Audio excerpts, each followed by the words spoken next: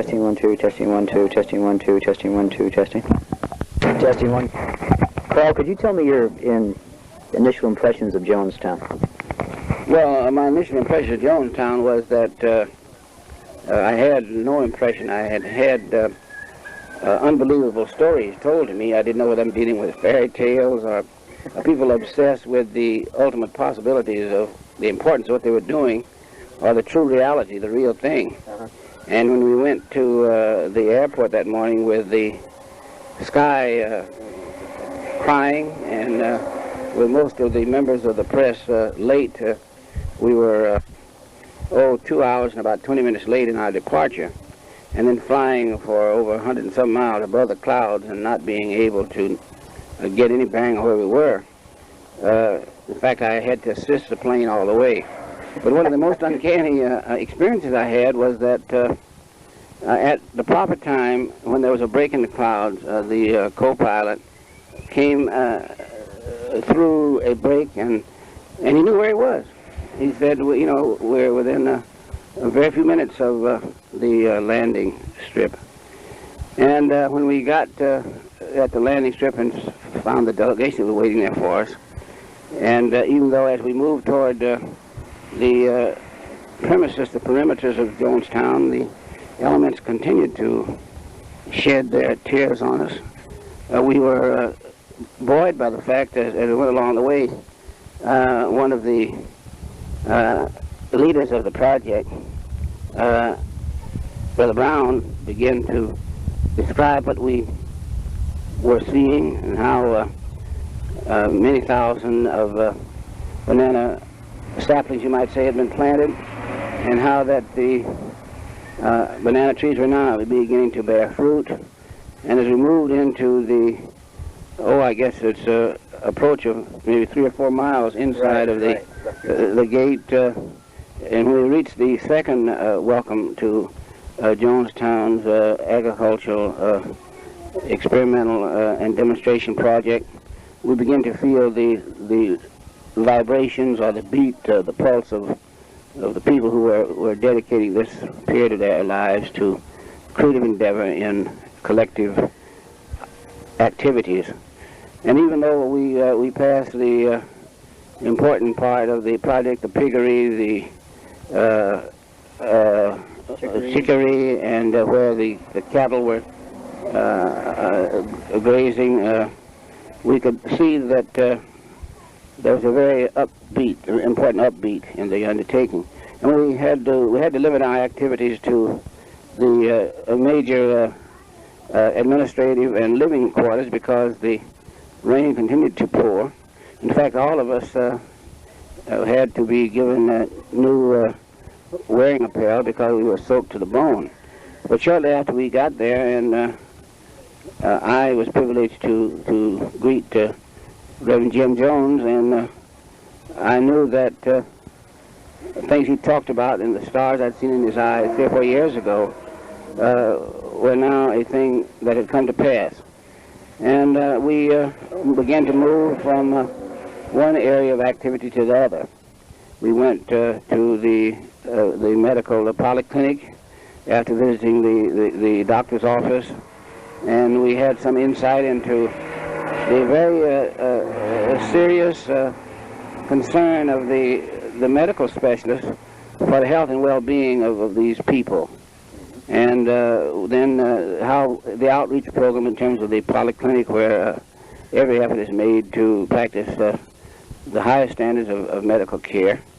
And we, on our way to the center, Jonestown, we picked up a youngster who had, in his exploratory activities, had inserted a beam into his nose, into the internal nares, and we were very pleasantly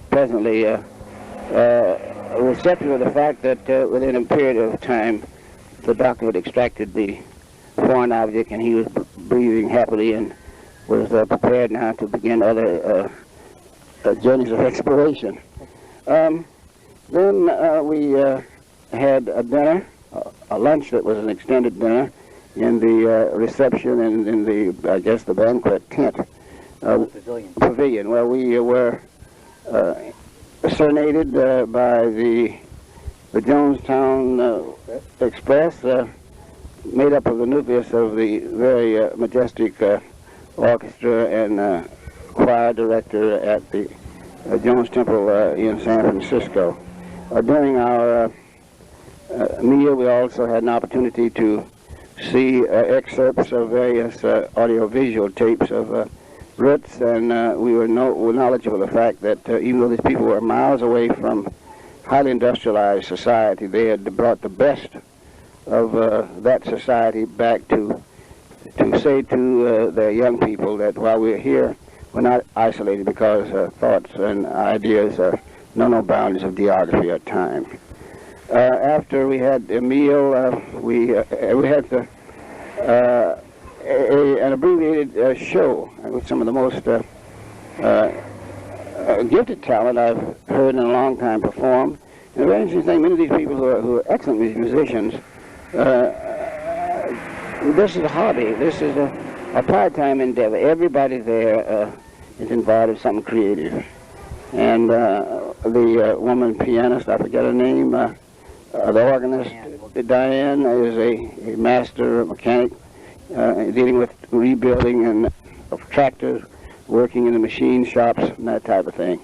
Then we moved into the area of seeing the various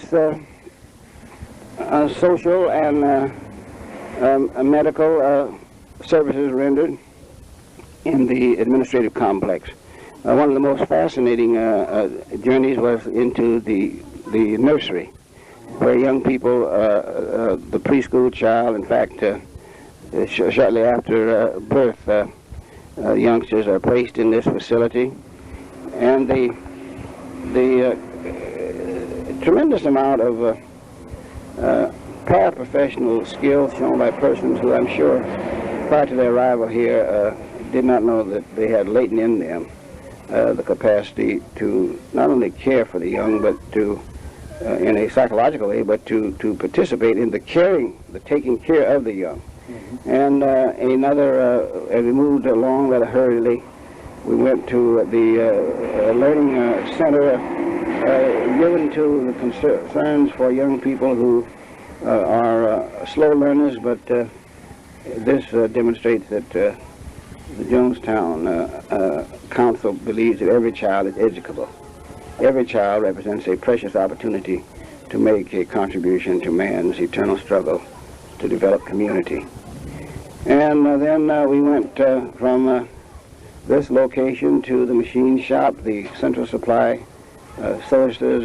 Then we saw persons who were looked upon as worthless human material in San Francisco less than 2 years ago, being a master cabinet makers, people who operated dye machines.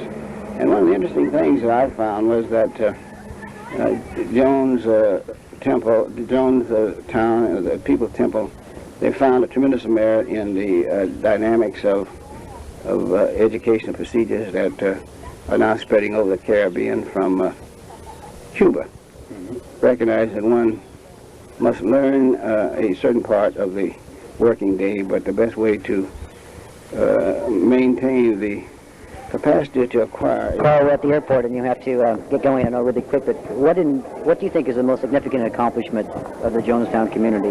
The very fact that the Jonestown community gives people hope, and it demonstrates in a very few years that people can dream great dreams, and putting blood, sweat, tears, and a little personal sacrifice, not in terms of the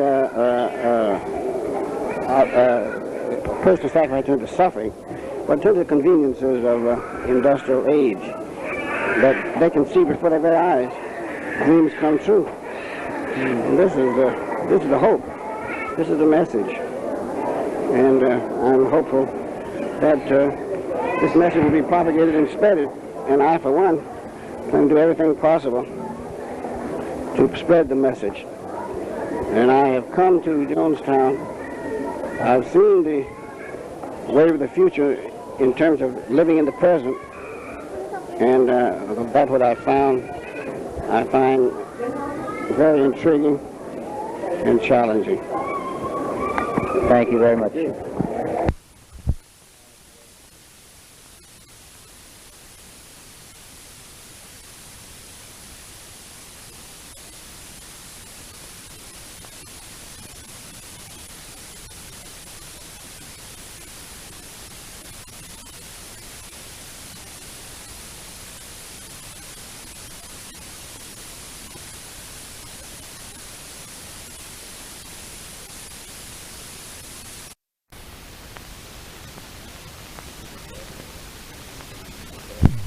This is a test. This is Tony and Tim, and we are tired, and it's 5:30 in the morning, and we want to see if this microphone works and say something. Well, let's hurry up and get it done.